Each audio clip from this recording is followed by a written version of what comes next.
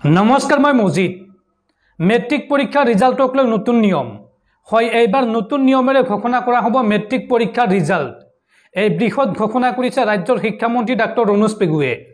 এইবাৰ মেট্ৰিক পৰীক্ষাৰ ৰিজাল্টত কি নতুন নিয়ম সংযোজন কৰা হৈছে সকলোবোৰ তথ্য এইটো ভিডিঅ'ত জনাম আপোনালোকক খুব এটা গুৰুত্বপূৰ্ণ ভিডিঅ' আপোনালোকে ভিডিঅ'টো হেকলৈকে চাই থাকক আৰু যদি তেওঁলোকে এইটো ভিডিঅ'ত লাইক কৰা নাই তেন্তে এতিয়াই ভিডিঅ'টোত এটা লাইক কৰি দিয়ক আৰু এনেকুৱা ধৰণৰ ভিডিঅ'সমূহ নিতেও চাবলৈ চেনেলটো সাবস্ক্ৰাইব কৰি কাষত থকা বেল আইকনটো প্ৰেছ কৰি ৰাখক ৰাজ্যৰ লাখ লাখ মেট্ৰিক পৰীক্ষাৰ্থীলৈ ডাঙৰ খবৰ এইবাৰ নতুন পদ্ধতিৰে ঘোষণা কৰা হ'ব মেট্ৰিক পৰীক্ষাৰ ৰিজাল্ট সিবিএসই আৰু সেবাৰ মাজত নাথাকিব কোনো পাৰ্থক্য লগতে নাথাকিব কোনো ধৰণৰ ৰেংকিংৰ ব্যৱস্থা এই ডাঙৰ ঘোষণা ৰাজ্যৰ শিক্ষামন্ত্ৰী ডক্টৰ ৰণোজ পেগু মেট্ৰিকৰ ফলাফলক লৈ ডাঙৰ ঘোষণা শিক্ষামন্ত্ৰী ডক্টৰ ৰণোজ পেগুৰ ৰাজ্যৰ লাখ লাখ মেট্ৰিক পৰীক্ষাৰ্থীলৈ ডাঙৰ খবৰ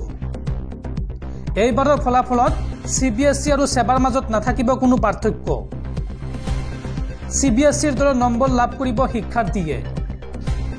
এইবাৰৰ ফলাফলত নাথাকিব ৰেংকিংৰ ব্যৱস্থা পাৰ্চেণ্টেজৰ কম বেছিৰ পাৰ্থক্য নাথাকিব এইবাৰৰ ৰিজাল্টত আৰু শীঘ্ৰেই ঘোষণা কৰা হ'ব মেট্ৰিক পৰীক্ষাৰ ফলাফল অহা 19 অথবা 20 এপ্ৰিলত ঘোষণা কৰা হ'ব মেট্ৰিকৰ ফলাফল মেট্ৰিকৰ ফলাফলক লৈ এই ডাঙৰ মন্তব্য ৰাজ্যৰ শিক্ষামন্ত্ৰী ডক্টৰ ৰণোজ পেগুৰ